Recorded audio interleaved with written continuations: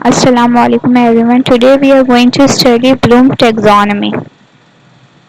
So what is Bloom taxonomy? ये define करने से पहले मैं आपको एक पिक्चर शो करना चाहती हूँ। पहले इस पिक्चर को हम देखते हैं। इस पिक्चर में कुछ ऑब्जेक्टिव लिखे हुए हैं। मैं आपको ऑब्जेक्टिव क्यों पढ़ा रही हूँ, अभी लेसन प्लान क्यों दिखा रही हूँ, अभी मैं बताऊंगी। फर्स्ट पहले हम ऑब्जेक्टिव पढ़ते हैं। Define the meaning of consideration of solution in their own understanding correctly. Identify the importance of concentration of solution in our daily life and solve percentage by mass and volume related problem. First जो verb मैंने इस्तेमाल किया define किया, second में जो मैंने verb इस्तेमाल किया आइडेंटिफाई किया, थर्ड में जो मैंने वर्ब इस्तेमाल किया वो है सॉल्व। तो ये है ब्लूम टैक्सोनॉमी। ब्लूम टैक्सोनॉमी हमें लेवल्स के बारे में बताता है, जो हमारे लर्निंग के लेवल्स है उसके बारे में बताता है, और वर्ब के बारे में बताता है कि हम कौन से वर्ब किस लेवल के लिए यूज कर सकते हैं, और हम अपने लेसन प्लान में ये ऑब्जेक्टिव को किस तरह से कंस्ट्रक्ट कर सकते हैं। तो आइए हम पढ़ने जा रहे हैं ब्लूम टैक्सोनॉमी। अगेन मैं बता दे रही हूँ, ब्लूम टैक्सोनॉमी में हम पढ़ने जा रहे हैं कि हम अपने लेसन प्लान में जो ऑब्जेक्टिव बनाते हैं उसमें कौन कौन से वर्ब इस्तेमाल कर सकते हैं, और हम अपने स्टूडेंट को कौन कौन से लेवल पे खड़ा कर सकते हैं। ओके, लर्निंग के कुछ लेवल होते हैं, स्किल्स के कुछ लेवल होते हैं। आपको पता होगा, पहले आप बेसिक नॉलेज देते हो, जैसे कि आप जस्ट बच्चों को डिफाइन करना सिखा रहे हो, तो आप ब्लूम टैक्सोनॉमी के फर्स्ट लेवल पे खड़े होते हो। इस तरह से ब्लूम टैक्सोनॉमी ने अपने लर्निंग डोमेन को तीन हिस्सों में डिवाइड किया है। वो तीन डोमेन कौन से हैं जरा हम देखते हैं। तीन डोमेन, फर्स्ट डोमेन का नाम है कोग्निटिव डोमेन, सेकंड डोमेन का नाम है साइकोमोटर डोमेन, और लास्ट डोमेन का नाम है इफेक्टिव डोमेन। इसको आप इजीली कैसे याद कर सकते हो? इजीली आप इसको 3H से याद करो। ये 3H क्या है? H cognitive head, psychomotor hand, affective heart. Okay, cognitive किससे डील करता है? ये हमारी थिंकिंग स्किल से डील करता है। साइकोमोटर हमारी फिजिकल मूवमेंट पर डील करता है, मतलब हैंड मूवमेंट पे। और ये इफेक्टिव डोमेन किससे डील करता है? मॉरल वैल्यूज को डील करता है। मॉरल वैल्यू किससे रिलेट करती है? हमारे हार्ट से रिलेट करती है। तो ये है ब्लूम टैक्सोनॉमी के थ्री डोमेन्स। आज जो हम पढ़ने जा रहे हैं, सिर्फ आज मैं आपको बताऊंगी कोग्निटिव डोमेन। कॉग्निटिव डोमेन पढ़ाने से पहले मैं अगेन आपको एक पिक्चर शो करना चाहती हूँ। ये जरा पिक्चर ध्यान से देखें। उस पर जो ब्लूम टैक्सोनॉमी के कॉग्निटिव डोमेन के 6 लेवल मेंशन किए गए हैं। देखो 6 लेवल्स है, लेकिन आप सोच रहे होंगे ये देखो ये लेवल्स आपको 1956 में भी डेवलप किए गए और अगेन 2001 में भी डेवलप किए गए, और यहाँ पे नाम अलग है और यहाँ पे नाम अलग है। ऐसा क्यों है? जरा मैं इसको इनलार्ज करती हूँ, फिर मैं आपको बताती हूँ। तो ये जरा ध्यान से देखें, तो यहाँ पे नीचे नाउन लिखा हुआ है और यहाँ पे वर्ब लिखा हुआ है। जो 1956 में जो एक मॉडल डेवलप हुआ, यहाँ पे देखो सब नाउन इस्तेमाल हुए। Knowledge, comprehension, application, analysis, synthesis and evaluation.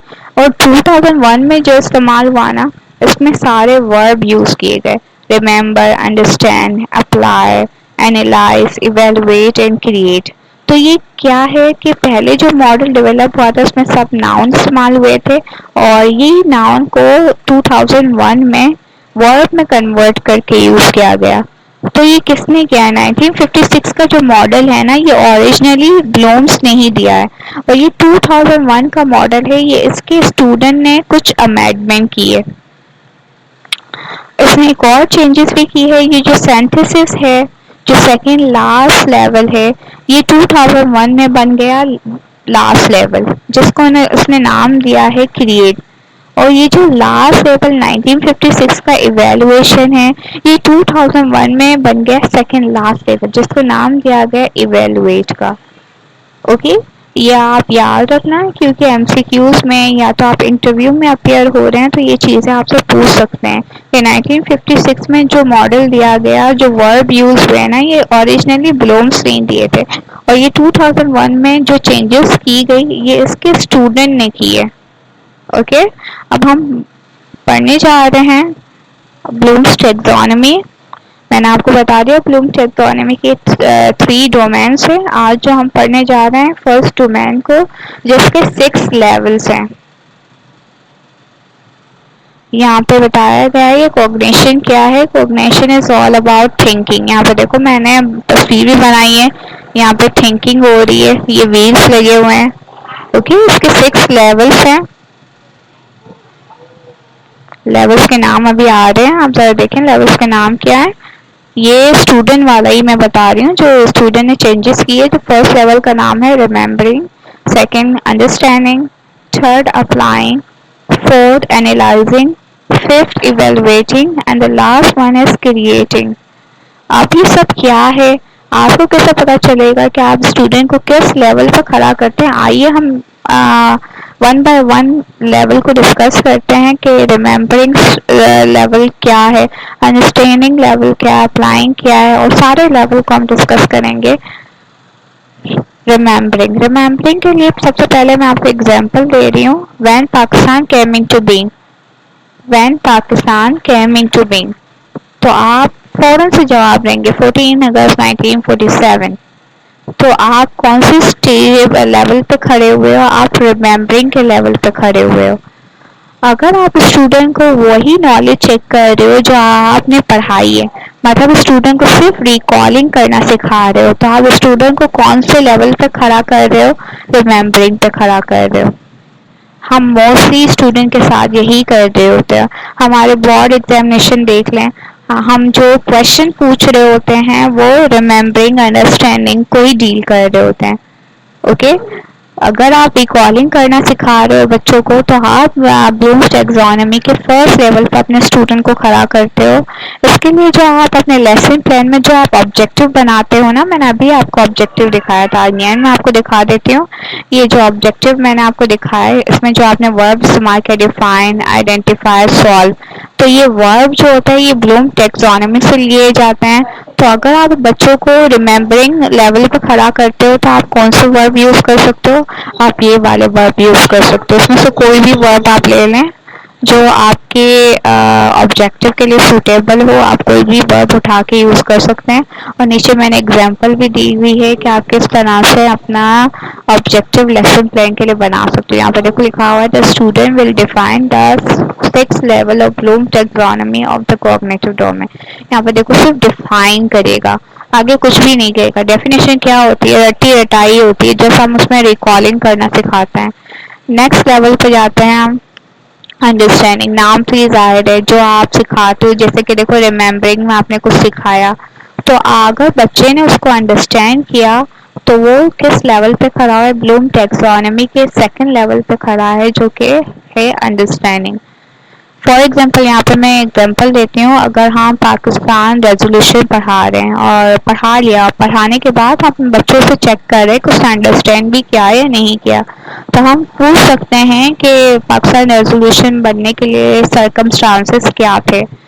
तो अगर बच्चा जवाब देगा तो हम बच्चे को कौन से लेवल पे खड़ा किया है, अंडरस्टैंडिंग लेवल पे खड़ा किया है। ये वर्ब है जो कि आप अपने लेसन प्लान के ऑब्जेक्टिव के लिए यूज कर सकते हो। यहाँ पे मैंने आपको एग्जांपल के तौर पर एक लिख दिया है ऑब्जेक्टिव। नेक्स्ट लेवल पे जाते हैं, अप्लाइंग। जो आप नॉलेज लर्न कर लेते हो उसको अपनी डेली लाइफ में अप्लाई करना अप्लाइंग लेवल पे खड़ा होना कहलाता है।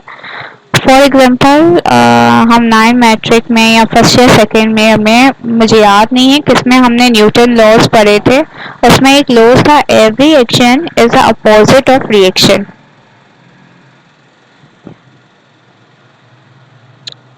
या तो पता नहीं मैं इसको गलत फ्रेम कर रही हूँ, every reaction is opposite of action, I don't know, जरा आप इसको कंफर्म कर देना। वो एक लॉ है।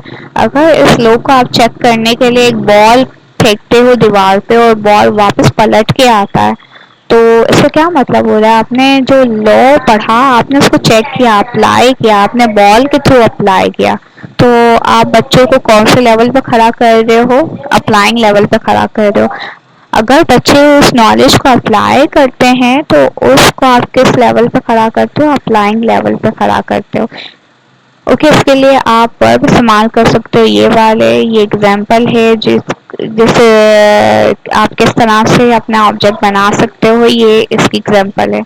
थर्ड लेवल में आपको बता रही हूँ एनालाइजिंग। एनालाइजिंग क्या होती है, आप किसी भी चीज को, आप किसी भी लर्निंग इंफॉर्मेशन को चंक में डिवाइड कर लो और फिर उसको एनालाइज करो। फॉर एग्जांपल आप एक नॉवेल पढ़ रहे हो, ओके, आपके हाथ में एक नॉवेल है।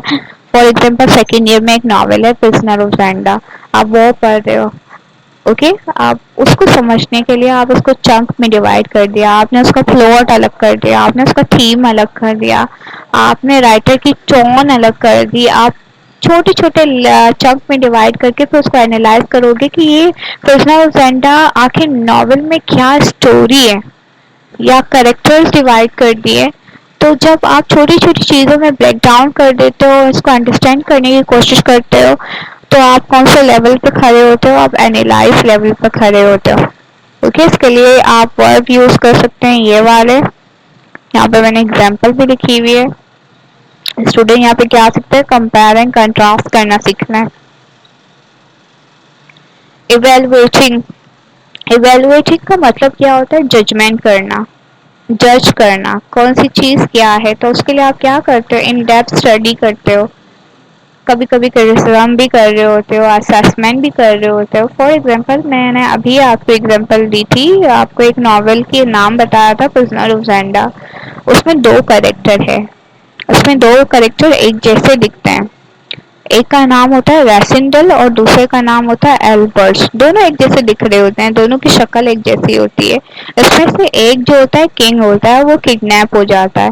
जो दूसरा हम शक्ल होता है वो किंग का रोल अदा कर रहा होता है उसकी जगह। तो अगर मैं बच्चों से ये क्वेश्चन करूँ, आपको कौन सा किंग अच्छा लगा, किंग एल्बर्ट अच्छा लगा या जो रैसिंडल जो कि किंग का रोल कर रहा था वो अच्छा लगा। तो बच्चे क्या करेंगे, वो दोनों कैरेक्टर को इवेलुएट करेंगे, मतलब जज करेंगे कि कौन सा अच्छा है। तो आप बच्चों को कौन से लेवल पे खड़ा कर रहे हो, इवेलुएटिंग लेवल पे खड़ा कर रहे हो। उसके लिए आप वर्ब ये इस्तेमाल कर सकते हैं। यहाँ पे मैंने एग्जांपल दी हुई है ऑब्जेक्टिव की। लास्ट लेवल पे जाते हैं जो कि बहुत इजी है। ये लास्ट लेवल है क्रिएटिंग, इसमें बच्चे खुद से कुछ क्रिएट करें। फॉर एग्जाम्पल यहाँ पर भी मैं प्रिजनर ऑफ ज़ैंडा की एग्जाम्पल दूंगी। अगर मैंने प्रिजनर ऑफ ज़ैंडा पढ़ा दिया, ये एक नॉवेल है, ये पढ़ा दिया बच्चों को, अब मैं बच्चों को कहूँगी कि इसी टाइप की स्टोरी आप खुद से डेवलप करें। तो बच्चों को मैं कौन से लेवल पर लेकर जा रही हूँ, क्रिएटिंग लेवल पर लेकर जाती हूँ। तो इसके लिए वर्ब ये इस्तेमाल होंगी। यहाँ पर मैंने एग्जाम्पल दी हुई है कि आप किस तरह से ऑब्जेक्टिव बना सकते हो। ये था हमारा कॉग्निटिव डोमेन। मुझे कुछ और चीज़ भी आपको बतानी है, ज़रा यहाँ पे एक और दफ़ा ध्यान दें। हम 2001 वाले को ही देखते हैं। यहाँ पर देखो 6 लेवल लिखे हुए हैं।